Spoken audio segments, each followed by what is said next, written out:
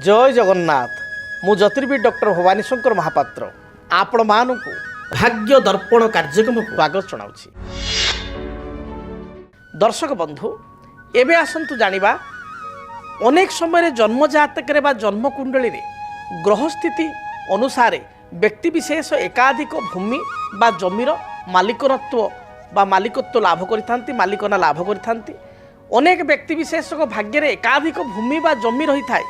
किंतु एमिति मध्य अनेक व्यक्ति विशेष रही बहु चेष्टा करी मध्य श्वेत चेष्टा करी मध्य जीवन काल मध्य कौनसी जमी बा भूमि क्रय करि पारि नाहंती घरटी तैयारी करि पारि नाहंती। रिटायरमेंट एज आसी मात्र रिटायरमेंट परे मध्य से जमीटे क्रय करि पारि नाहंती बा जमीटे किनिथिले मध्य घरटी तैयारी करि पारि नाहंती बा घरटी तोली पारि नाहंती। ये समस्या कौन पई जातक देखा दी थाए बा क्यों व्यक्ति विशेष लाभवान होता क्यों ग्रह जोगरु जे तांको पाखरे एकाधिक जमी बा भूमि घर तांकुर प्राप्ति होता है बा हेतु को सुख सुविधा पाई थांती। आज आलोचना से संपर्क रे जन्म जातक रे बा आमर जन्म कुंडली रे लग्नर चतुर्थ भाव होची भूमि गृह बा जानवाहन एवं सुख संतृप्तिर भाव। जन्म जातक रे लग्नर चतुर्थ भाव आमे विचार करिबा जमी विषय रे बा भूमि विषय रे गृह विषय रे। जेतेबेले जन्म जातक रे चतुर्थाधिपतिंकर दशा चली थाए चतुर्थाधिपतिंकर अंतर्दशा चली थाए सेतेबेले व्यक्ति विशेष भूमि बा जमीटे क्रय करिथांती बा गृहटे निर्माण करिथांती एभली सुजोग तांको प्राप्ति होइथाए। तेबे जातक रे जदि चतुर्थ एस बा फोर्थ लॉर्ड उच्च होइकि रहितांती गुरु सहित बा बृहस्पति सहित युक्त होइकि रहितांती बा बृहस्पति दृष्टि रहितांती से व्यक्ति विशेष जीवन काल मध्य भल घरटे बा जमीटे प्राप्ति करिवार गृहजोग बा भूमिजोग तांको जातक रही थाए। आइदर एकाधिक जमी थाए दुईटी तीनटी जमी थाए एवं दुईटी तीनटी गृह मध्य थाए बा घर मध्य थाए। जदि जन्म जातक चतुर्थ एस बा फोर्थ लॉर्ड जातक राहु सहित युक्त होइथांती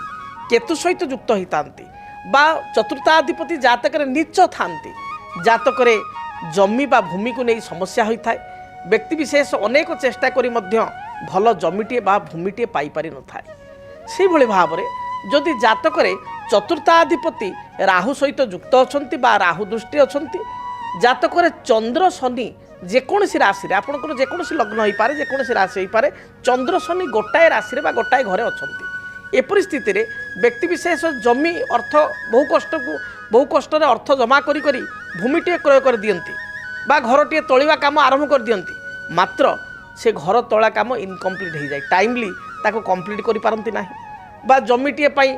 एडवांस कर दियंती घरटे किनिया पई एडवांस कर दियंती मात्र एडवांस परे तांको ना को रेजिस्ट ही पारे नाही बा किछि लिटिगेशन बा विवाद से जमी बा भूमि रे देखा दिथाय जहाको नै व्यक्ति विशेष अनेक समय चिंतित मध्य होइतांती। तेणु आपण निज जन्म जातक को अनुशीलन करंतु आपनको जातक देखंतु। प्रथम कथा होछि आपनको जातक चतुर्थ एस बा फोर्थ लॉर्ड मित्र घरे अछंती तो बा मित्र राशि रे अछंती तो मित्र ग्रह सहित युक्त होइचंती तो कौनसी पाप बा अशुभ ग्रह सहित युक्त नाहंती तो नीच किंबा लग्न ठारू षष्ठ अष्टम द्वादश त्रिक स्थान नाहंती तो प्रथम आपण ताकू देखंतु। द्वितीय कथा आपण देखंतु आपनको जातक भूमि कारक ग्रह होचंती मंगल मंगलंकर स्थिति जातक किपरि रहिछि। जदि मंगल मित्र घरे अछंती मंगल मित्र ग्रह सहित युक्त होइचंती मंगल उच्च राशि मकर राशि रे अछंती मंगल स्वराशि मेष बा बिछारे अछंती मंगल मित्र गृहस्थ अर्थात सिंह किंबा आपणकर धनु अथवा मीन रे अछंती ताले ए परिस्थिति निश्चय आपणक जातक भूमि प्राप्तिर जोग रही। से भली भाव में चंद्रमा जदि जातक आपणकर उच्च बलवान शुभग्रह सहित युक्त होइचंती ताहाले मध्य आपण भूमिटे बा घरटे चंद्र होचंती गृह कारक मंगल भूमि कारक चंद्र गृह कारक भल घरटे मध्य आपण जीवन में तोली पारिबे बा क्रय करि पारिबे निर्माण करि पारिबे ये जोग मध्य आपणक जातक रहिबो। जदि जातक आपण जमी क्रय करिसंती भूमि क्रय करिसंती मात्र लिटिगेशन बा समस्या रे पडिसंती विवाद रहिछि। जदि जातक आपणकर शनि चंद्र एकत्र अछंती एवं चतुर्थाधिपति नीच होई राहु सहित युक्त अष्टम षष्ठ द्वादश अछंती ताहाले जमी क्रय कर सारिया परे आपणकर विवाद होइछि। भूमिटे क्रय कर सारिया परे अनेक व्यक्ति विशेष देखिए जगहटी क्रय करदेला परे तांक बिजनेस डाउन हो जाउछि चालू नाही बा तांकर कर्म हाथ छड़ा होछि कर्म पळौछि। जदि भूमि क्रय कर सारिया परे किछि समस्या आपणक जातक देखा दउछि बा भूमि क्रय कर सारिया परे ଆପଣଙ୍କ ରେଜିଷ୍ଟ୍ରି ହେବାର ସମସ୍ୟା ହେଉଛି ବା ଭୂମି ରେଜିଷ୍ଟ୍ରି ହୋଇଯାଇଛି ଆପଣଙ୍କ ନାଁକୁ ଉଠିଯାଇଛି ପଟ୍ଟା ବାହାରି ଯାଇଛି ଘର ନିର୍ମାଣ କରୁଛନ୍ତି ମାତ୍ର ଗୃହ କାର୍ଯ୍ୟ କମ୍ପ୍ଲିଟ୍ ହୋଇପାରୁନାହିଁ ଏପରି ସ୍ଥିତିରେ ଯଦି ଜଣେ ଜ୍ୟୋତିର୍ବିଦଙ୍କ ନିକଟକୁ ଯାଇ ଆପଣ ଜାତକକୁ ଭଲ ଭାବରେ ଗଣନା କରିବେ ତାହେଲେ ସୁନିଶ୍ଚିତ ଭାବରେ ଜାତକରେ ଚାଲିଥିବା ମହାଦଶା ଅନ୍ତର୍ଦଶା ଅନୁଯାୟୀ ଆପଣ ସୁନିଶ୍ଚିତ ଭାବରେ ପ୍ରତିକାର କଲେ ଭୂମି ବା ଗୃହ ହେତୁକ ସମସ୍ତ ପ୍ରକାରର ସୁଖ ସ୍ୱାଚ୍ଛନ୍ଦ୍ୟ ବୈଭବ ଆପଣ ପ୍ରାପ୍ତି କରିପାରିବେ। ତେବେ ଯେତେବେଳେ ଆପଣଙ୍କ ଜାତକରେ ପ୍ରତିକାର କଥା ଆସେ ସେତେବେଳେ ଚତୁର୍ଥେଷୁ ଯେଉଁ ଗ୍ରହ ଜଣନ୍ତୁ ଆପଣଙ୍କ ଲଗ୍ନ ମେଷ ଲଗ୍ନ ଚତୁର୍ଥେଷ ହେଉଛନ୍ତି ଚନ୍ଦ୍ର ଚନ୍ଦ୍ରଙ୍କର ବୃକ୍ଷ କ୍ଷୀରକୋଳି ବୃକ୍ଷକୁ ପୂଜା କଲେ ଜୀବନରେ ଯଦି ଭୂମି ଜମି ହେତୁ କିଛି ବିବାଦ ଥିବ ତାହା ଦୂରୀଭୂତ ହେବ। ସେଭଳି ଆପଣଙ୍କର ଲଗ୍ନ ଯଦି ବିଚାର କରିବା କର୍କଟ ଲଗ୍ନ କର୍କଟ ପାଇଁ ଚତୁର୍ଥେଷ ହୋଇଯିବେ ତୁଳାର ଅଧିପତି ଶୁକ୍ର ଶୁକ୍ରଙ୍କ ପାଇଁ ଗୋଟେ ପଳାଶ ଗଛ ବା ମାସପନ୍ନୀ ବୃକ୍ଷ ପୂଜା କଲେ ଦେଖିବେ ଆପଣଙ୍କ ଜୀବନରେ ଯାହା ବି ସମସ୍ୟା ରହିଛି ବା ଭୂମି ବା ଜମିକୁ ନେଇକରି ଯେଉଁ ଲିଟିଗେସନ୍ ରହିଛି ତାହା ଦୂରୀଭୂତ ହେବ। ତେଣୁ ଚତୁର୍ଥେଷ ଗ୍ରହଙ୍କର ଯଦି ଆପଣ ବୃକ୍ଷ ପୂଜା କରିବେ ତାହେଲେ ନିଶ୍ଚୟ ଭୂମି ହେତୁକ ଯେଉଁ ସମସ୍ୟା ରହିଛି ତାହା ଦୂରୀଭୂତ ହେବ। ସେହିଭଳି ଯଦି ଭୂମିରେ କିଛି ସମସ୍ୟା ଥାଏ ଭୂମି କାରକ ଗ୍ରହ ହେଉଛନ୍ତି ମଙ୍ଗଳ ମଙ୍ଗଳଙ୍କର ବୃକ୍ଷ ଅନନ୍ତମୂଳ ବୃକ୍ଷକୁ ଯଦି ଆପଣ ରେଗୁଲାର କୁଣ୍ଡରେ ଲଗାଇ ବା ଗାମଲାରେ ଲଗାଇ ରେଗୁଲାର ଲାଲ ଫୁଲ ଦେଇ ମଙ୍ଗଳ ଗ୍ରହଙ୍କ ନାମରେ ପୂଜା କରିବେ ବା ଲାଲ ମନ୍ଦାର ଫୁଲ ଦେଇ ପୂଜା କରିବେ ଦେଖିବେ ଭୂମି ହେତୁକ ଯାହା ବି ବିବାଦ ରହିଛି ତାହା ଦୂରୀଭୂତ ହେବ। ଏପରିକି ପୈତୃକ ସମ୍ପତ୍ତିକୁ ନେଇ ଯଦି ଭାଇମାନଙ୍କ ସହିତ ବିବାଦ ରହିଛି ପୈତୃକ ସମ୍ପତ୍ତି ଯଦି ଏକପାଖିଆ ଗୋଟେ ଭାଇ ବା ଭଉଣୀ ଭୋଗ କରୁଛନ୍ତି ଆପଣ ପାଉନାହାନ୍ତି ଆପଣ ଅନନ୍ତମୂଳ ବୃକ୍ଷ ପୂଜା କରିବେ ତାଦ୍ୱାରା ମଧ୍ୟ ଆପଣଙ୍କୁ ସମାଧାନ ମିଳିବ। ସେଭଳି ଗୃହ କାର୍ଯ୍ୟ ଆପଣ କରିଛନ୍ତି ଘର ତିଆରି କରିଛନ୍ତି ମାତ୍ର ଘର କମ୍ପ୍ଲିଟ୍ ହୋଇପାରୁନାହିଁ ଘର ପୂର୍ଣ୍ଣାଙ୍ଗ ହୋଇପାରୁନାହିଁ କିଛି ନା କିଛି ବାଧା ଆସୁଛି ବା ଗୃହ କରିଛନ୍ତି ପାଖ ପଡ଼ୋଶୀଙ୍କ ସହିତ କିଛି ଲିଟିଗେସନ୍ ଦେଖାଦେଉଛି ବା ବିବାଦୀୟ ସ୍ଥିତି ହେଇ କୋର୍ଟ କଚେରୀ ପର୍ଯ୍ୟନ୍ତ ଯାଇଛି ଏପରି ସ୍ଥିତିରେ କ୍ଷୀରକୋଳି ବୃକ୍ଷ